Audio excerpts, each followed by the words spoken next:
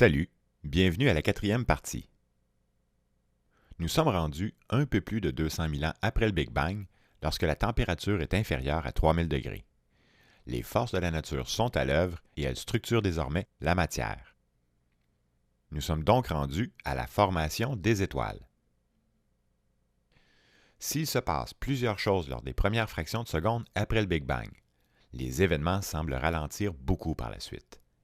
Après quelques centaines de milliers d'années, les électrons entrent en orbite autour des noyaux atomiques et depuis 13 milliards d'années, la gravité continue lentement de comprimer les galaxies.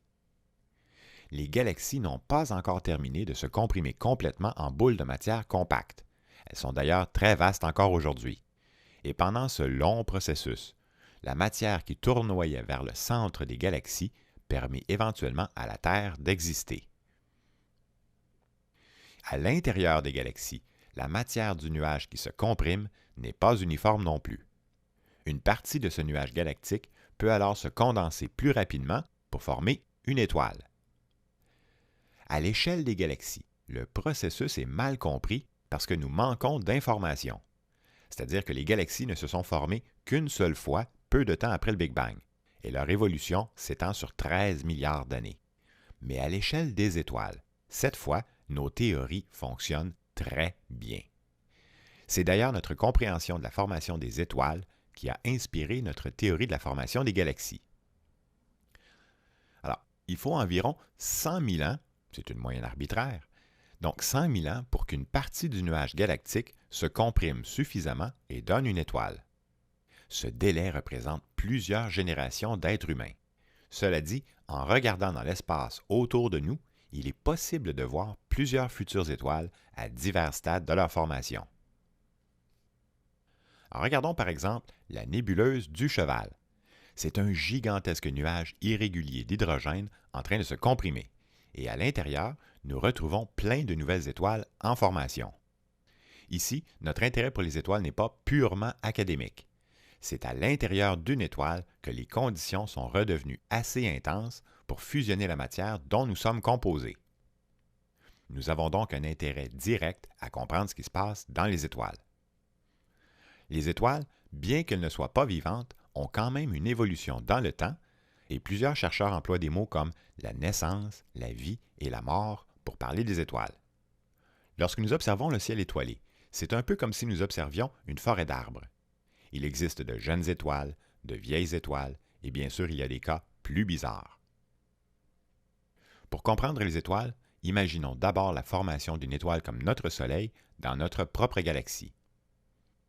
La matière du nuage galactique, en se contractant, se mit à tourner plus vite, et il s'est aplati en disque. Certains endroits contiennent plus de matière que d'autres, et ces inégalités permettent alors à la gravité d'accélérer la compression. Bon, on peut maintenant poser la question, combien de matière est requise pour faire une étoile? Pour former notre propre Soleil, les estimés disent qu'il faudrait environ 10 à la 57 atomes. C'est donc de l'ordre d'un 1 suivi de 57 zéros. À titre d'exemple, la Terre est environ 1 million de fois moins massive que le Soleil. Donc la Terre contiendrait environ 10 à la 51 atomes. C'est peut-être utile de souligner à nouveau que la matière du Big Bang est presque entièrement composée d'hydrogène, avec un petit pourcentage d'hélium, donc moins de 10 d'hélium. À cette époque, le reste de la matière lourde, comme le lithium, le carbone, l'oxygène, le fer et ainsi de suite, le reste de la matière lourde est quasiment inexistante dans l'univers. Alors, nos observations actuelles semblent conclure que notre Soleil est une étoile typique. Donc, un nuage contenant 10 à la 57 atomes formerait une étoile typique. Pour former une petite étoile, il faudrait 10 à la 56 atomes et un nuage contenant 10 à la 58 atomes formerait une étoile supermassive. Maintenant, quels phénomènes peuvent contribuer à déstabiliser un nuage pour que la gravité se mette à le comprimer? Il existe plusieurs possibilités. Comme pour les galaxies, il peut s'agir d'un tourbillon, donc une irrégularité, ou encore la force de gravité de la galaxie elle-même qui engendre la formation d'étoiles. Alors, dans le cas de notre Voie lactée, par exemple, les étoiles et les gaz tournent en fait très lentement autour du centre. Ce sont les bras du champ gravitationnel qui tournent plus rapidement. Et comme chaque champ se manifeste sous forme de vagues, la matière qui se retrouve au sommet d'une de ces vagues se fait comprimer un peu plus que la matière dans un creux de vagues gravitationnelles. Les étoiles existantes ont aussi une influence sur leur environnement, à cause des vents solaires. Chaque étoile projette de la matière dans son environnement et ces vents poussent les nuages ambiants en les comprimant un peu à leur passage. Mais le phénomène le plus déterminant pour engendrer de nouvelles étoiles serait l'explosion d'une grosse étoile. On appelle cet événement une supernova.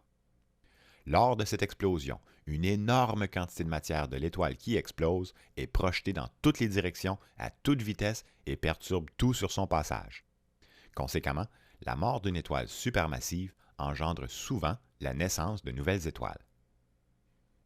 En général, les nouvelles étoiles naissent dans des vastes nuages qui se compriment. Et là où ce nuage se comprime encore plus vite en sous-nuages, se forment des groupes d'étoiles. D'après nos connaissances actuelles, notre Soleil se serait formé dans un tel petit groupe de nouvelles étoiles, mais il aurait été expulsé de son groupe par la suite. À l'origine, la matière du nuage est froide.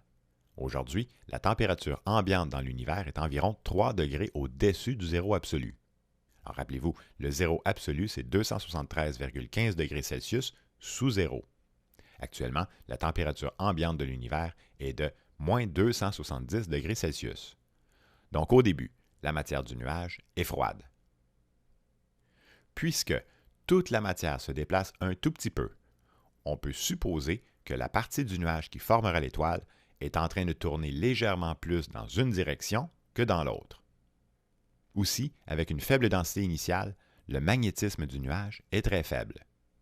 Alors les atomes dans le nuage se déplacent très lentement et puisqu'ils sont infiniment petits, ils attirent très très peu les atomes environnants. Il faut que suffisamment d'atomes se retrouvent en assez grande concentration pour que la gravité de l'ensemble des atomes les attire vers le centre de la région. Les atomes d'hydrogène, en se rapprochant lentement du centre, vont être plus entassés dans un espace de plus en plus petit.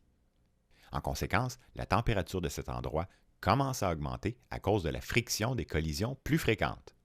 Alors rappelez-vous, c'est l'énergie potentielle de la gravité entre les atomes qui se transforme en énergie de mouvement. Lors d'une collision entre atomes, une partie de cette énergie est relâchée dans le nuage sous forme de chaleur et cette chaleur est alors absorbée par les autres atomes environnants. La chaleur fait compétition à la gravité en accélérant les atomes qui entrent alors en collision plus violente et rebondissent plus loin. Pour le moment, dans notre scénario de formation d'une étoile, la chaleur n'empêche pas le nuage de se comprimer, mais elle ralentit un peu la compression du nuage. Notons encore une fois qu'une partie de cette chaleur s'échappe inévitablement du nuage, c'est-à-dire que le nuage se réchauffe, mais une partie de cette chaleur se dissipe dans l'environnement, donc dans l'espace. Le momentum angulaire du nuage, c'est-à-dire le fait qu'il tourne. Le momentum angulaire accélère à mesure que le nuage devient plus petit, un peu comme la patineuse qui ramène sa jambe vers elle en tournant. Puisque la quantité de matière, donc la masse, ne change pas, mais que son volume diminue, la vitesse de rotation doit augmenter et la matière aura tendance à s'aplatir le long d'un disque. Comme pour la chaleur, la force centrifuge contribue à ralentir la compression du nuage, c'est-à-dire qu'elle expulse la matière vers l'extérieur du disque. Il faut que la gravité soit assez forte pour continuer la compression du nuage. Sinon, la rotation peut finir par contrer totalement la gravité. Bien sûr, un nuage qui ne serait pas en rotation aurait besoin de moins de matière qu'un nuage qui tourne pour former une étoile. Puisque les atomes sont composés de charges électromagnétiques, on parle ici de protons et d'électrons, le nuage qui se comprime a nécessairement un champ magnétique. À mesure que le nuage se réchauffe et que les collisions augmentent, certains atomes se font ioniser. Autrement dit, il y a un débalancement des charges électromagnétiques dans le nuage. Si ce débalancement est assez grand, il influencera plus fortement les particules que la force de gravité, et il peut ainsi contrer la compression en déformant le nuage. Il existe donc des phénomènes qui ralentissent et même qui peuvent arrêter complètement la compression d'un nuage. Mais tôt ou tard, certains nuages contenant des irrégularités ne pourront contrer la force de gravité et vont continuer l'inévitable cycle de compression. Afin de comprendre l'évolution des étoiles, les scientifiques se servent d'un diagramme qui compare leur luminosité et leur température. C'est le diagramme Hertzsprung-Russell, ou le diagramme HR. Dans ce diagramme, notre Soleil sert de référence pour comparer les autres astres. Notre Soleil est une étoile de type G. Il est situé à l'intersection du 1 de la luminosité et de 6000 degrés Kelvin pour la température de sa surface. Alors une étoile qui aurait une luminosité de 10 serait 10 fois plus brillante que notre Soleil. La plupart des étoiles passent 90% de leur existence dans ce que nous appelons la séquence principale. Mais avant d'être considéré comme une étoile, le nuage de poussière interstellaire doit d'abord passer par quelques étapes. Au début, le nuage peut mesurer des dizaines d'années-lumière de diamètre, donc environ 10 à la 14 km de large. Et il faut parfois des millions d'années avant que le nuage forme une étoile. Il existe alors plusieurs scénarios possibles pour former une étoile. Ce fragment de nuage n'a pas besoin d'être homogène, et il pourrait aussi se fragmenter en plusieurs parties. Chaque sous-nuage qui se comprime contribue ainsi à comprimer le nuage dans son ensemble. Par exemple, la galaxie est un très vaste nuage qui se comprime. Et à l'intérieur de la galaxie, le nuage se comprime à des rythmes différents selon les variations de la densité de la matière, de la température, de la vitesse de rotation, du champ magnétique et ainsi de suite. En général, les étoiles naissent en groupe dans des régions plus denses, mais par la suite, certaines jeunes étoiles se font expulser de leur groupe, comme notre Soleil. Les étapes de la formation d'une étoile, que nous allons décrire, font partie d'une évolution continue, c'est-à-dire qu'il n'y a pas de division claire entre les étapes, même que certaines étapes peuvent s'entrecouper. Et les chiffres présentés ne sont que des repères, puisque chaque nuage est soumis à des conditions différentes. Alors commençons. Lors de la première étape, le nuage débute sa contraction. La densité atteint éventuellement 10 particules par centimètre cube, donc 10 particules par dé à jouer. Et les collisions augmentent un peu, faisant augmenter la température autour de 100 degrés Kelvin vers le centre du nuage. On peut alors imaginer que dans une seconde étape, le nuage ne mesure plus que 100 fois la taille de notre système solaire, ce qui est encore très très grand. La densité vers le centre du nuage, lors de cette seconde étape, atteint environ 1 million de particules par centimètre cube, et la température atteint maintenant 200 degrés Kelvin, donc moins 73 degrés Celsius. À cette température, les atomes d'hydrogène dans le nuage se déplacent à 1 km par seconde, mais ne voyagent pas si loin à cause des collisions. La contraction de la gravité est de plus en plus lente à cause de la chaleur engendrée par les collisions, et la densité empêche désormais le nuage de se fragmenter à nouveau, ce qui accélérerait en fait la compression. Il faut désormais que la chaleur se dissipe pendant des milliers d'années pour permettre au nuage d'atteindre la prochaine étape. La troisième étape de la formation d'une étoile dure quelques dizaines de milliers d'années. Pendant ce temps, le nuage de gaz devient à peu près de la taille de notre système solaire, soit environ 10 000 fois plus large que notre Soleil. En périphérie, la température augmente lentement, et il y a de plus en plus de différences avec la température du centre, c'est-à-dire là où la température atteint maintenant quelques dizaines de milliers de degrés. La densité du centre atteint 1000 milliards de particules par centimètre cube. Autrement dit, les collisions entre les atomes d'hydrogène sont de plus en plus fréquentes et de plus en plus violentes, engendrant de plus en plus de chaleur au centre du nuage. Après environ 100 000 ans depuis le début de sa contraction, le fragment du nuage galactique commence la quatrième étape de la formation d'une étoile.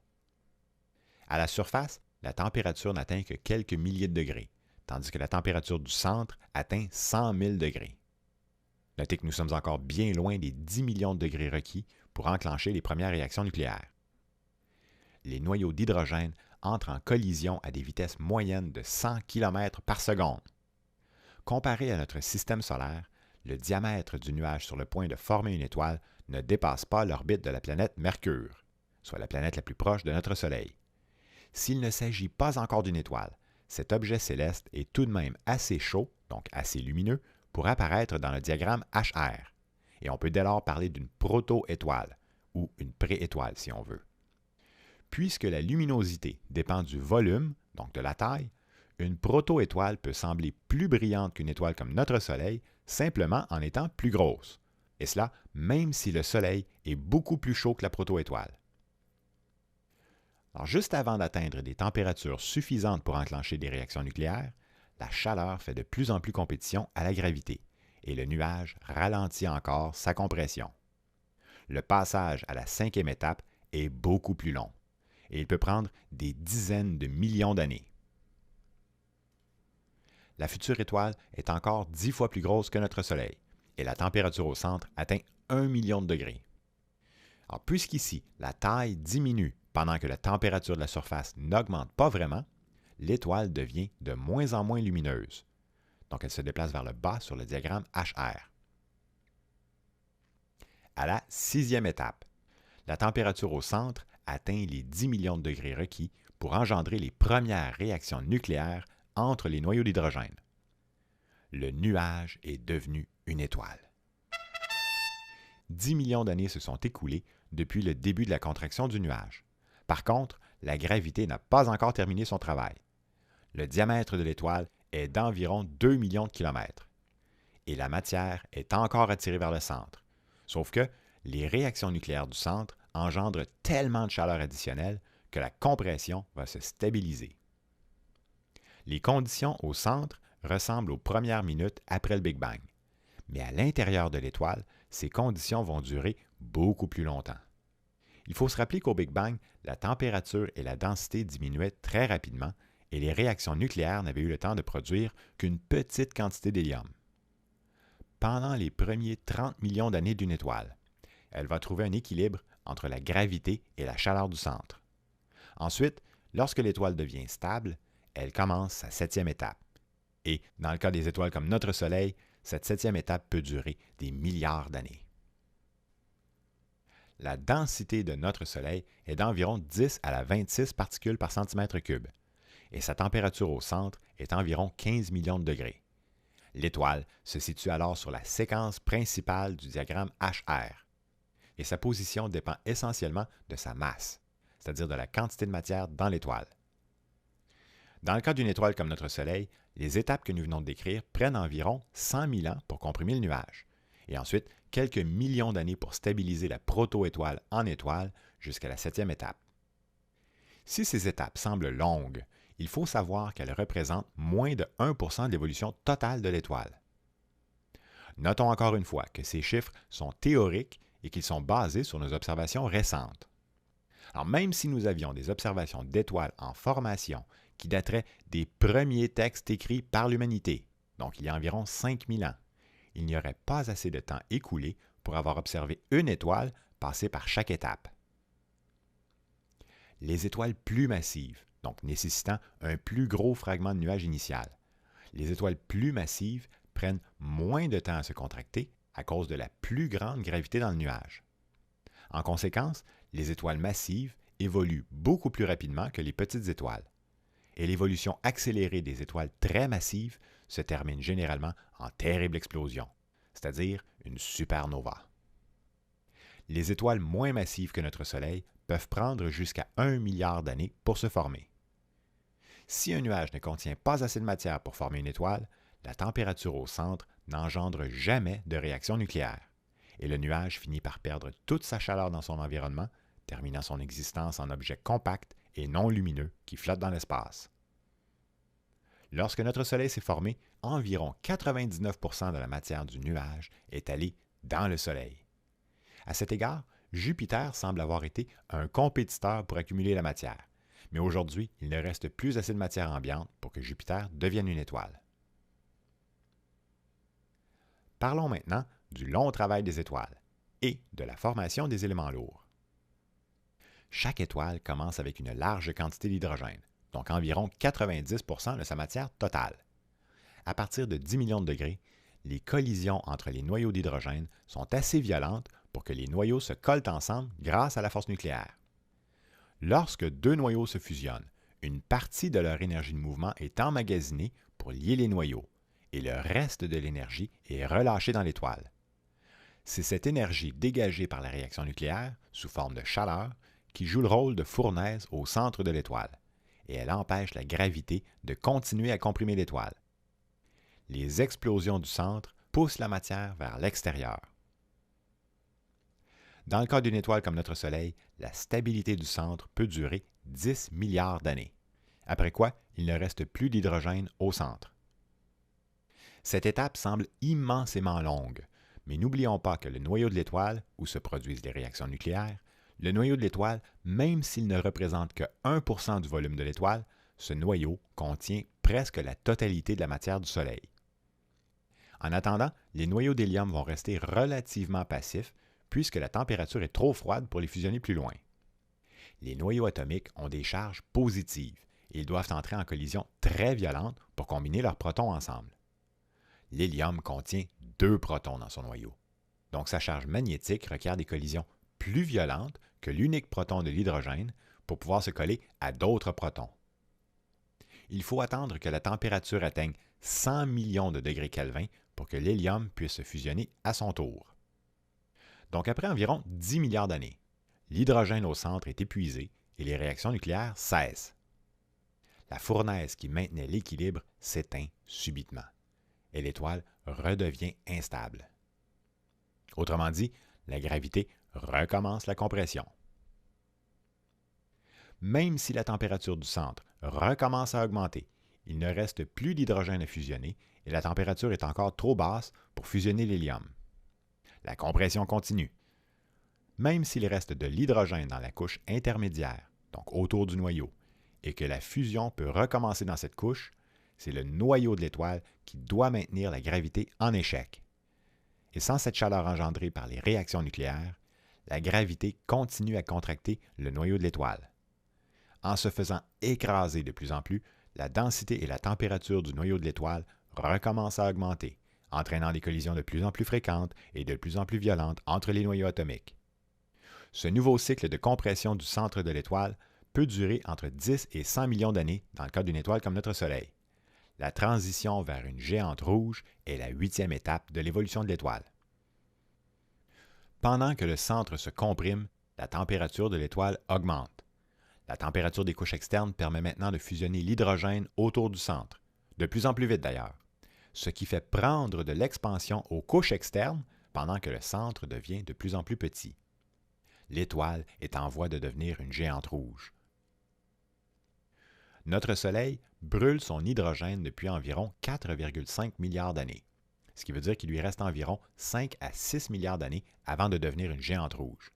Après ça, il deviendra 100 fois plus gros et ses couches externes atteindront probablement l'orbite de la Terre.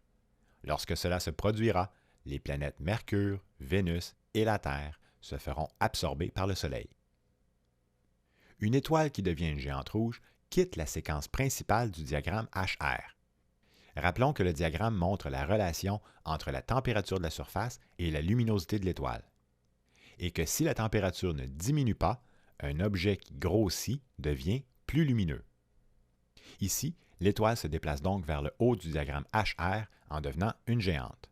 Donc elle devient 100 fois plus lumineuse que le Soleil, et cela même si la température de la surface diminue un peu en prenant de l'expansion.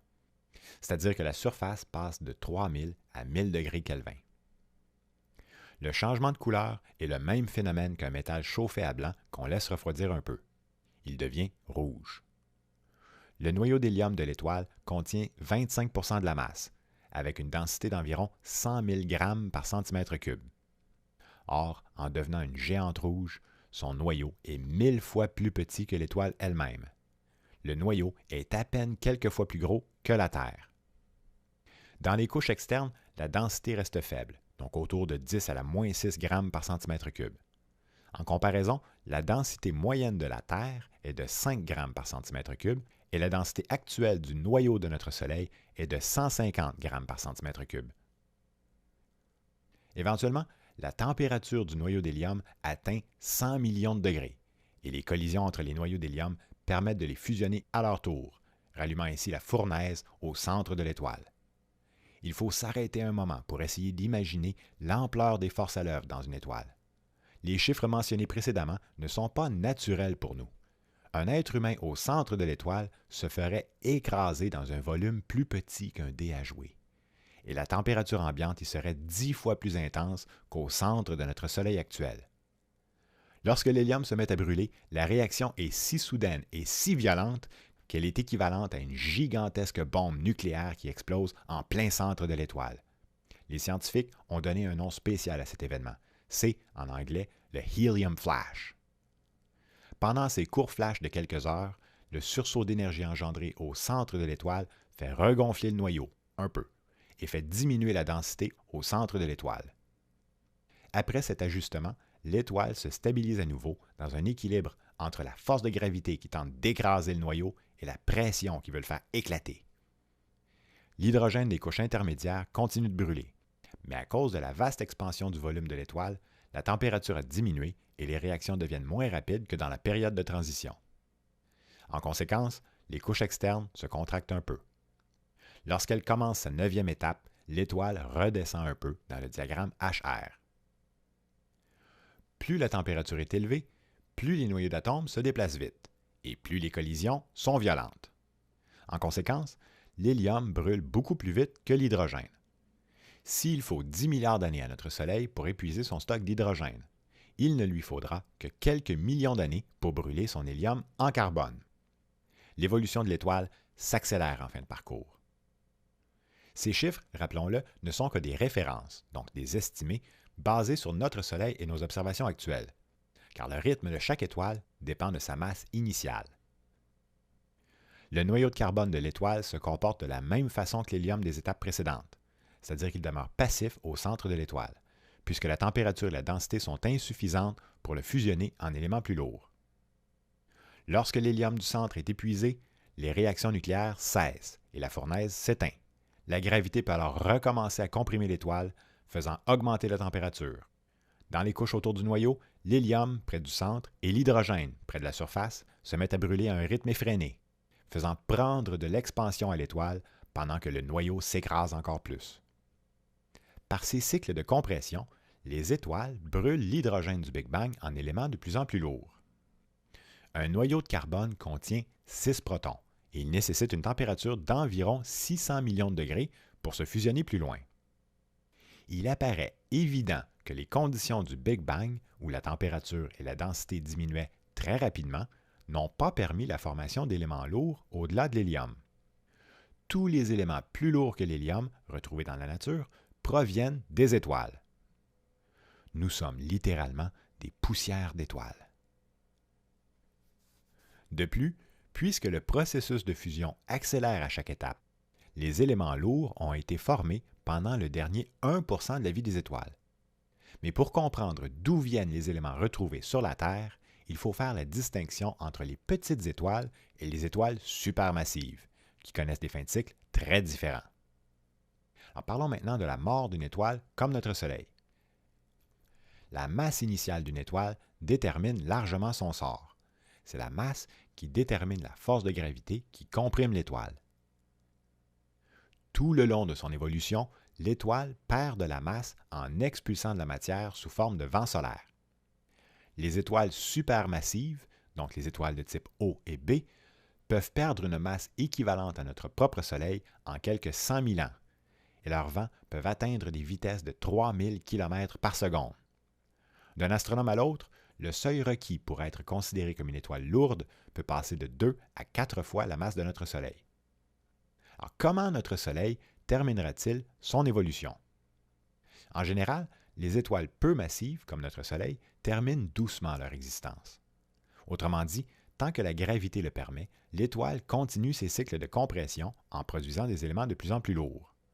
Dans le cas de notre Soleil, par contre, il n'aura pas assez de masse pour comprimer le carbone, qui contient 6 protons, au-delà des 10 000 kg par centimètre cube, soit 1 tonne par dé à jouer.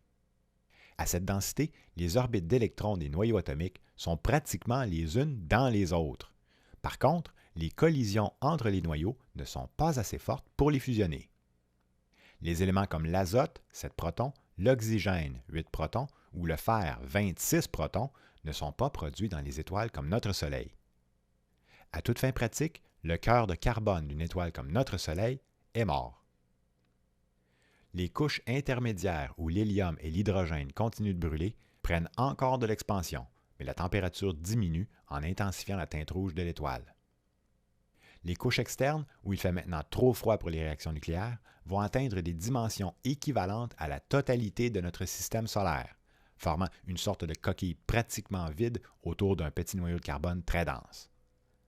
Le premier scientifique à observer ce phénomène, croyant assister à la naissance de planètes, lui a donné le nom de nébuleuse planétaire. Sauf qu'il s'agit en fait de la mort d'une étoile qui expulse lentement, donc pendant des dizaines de milliers d'années, qui expulse ses couches externes dans l'espace.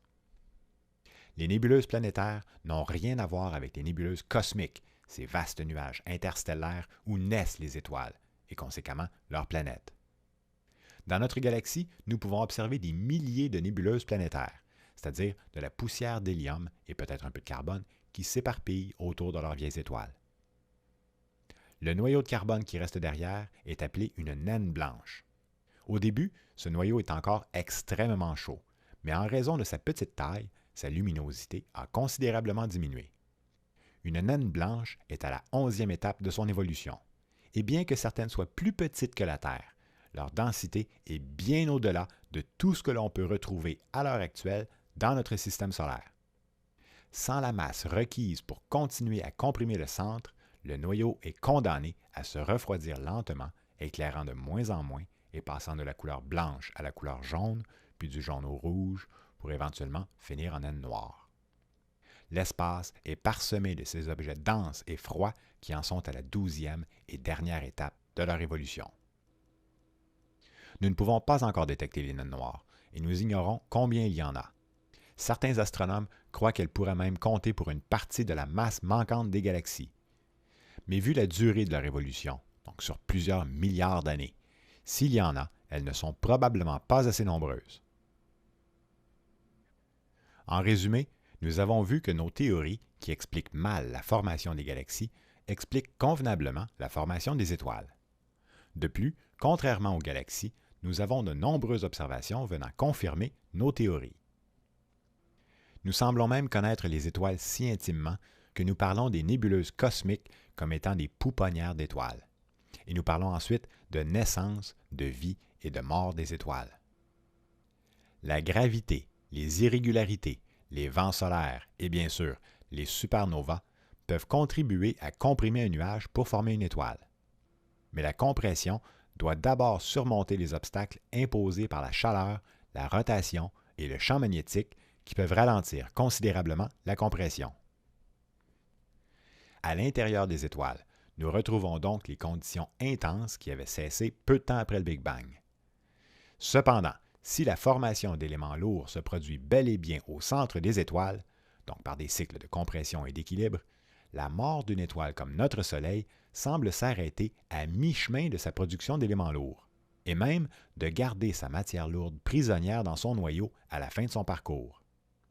Nous devons maintenant nous tourner vers la fin des étoiles supermassives pour expliquer l'existence de la matière lourde dans notre système solaire et, conséquemment, sur la Terre.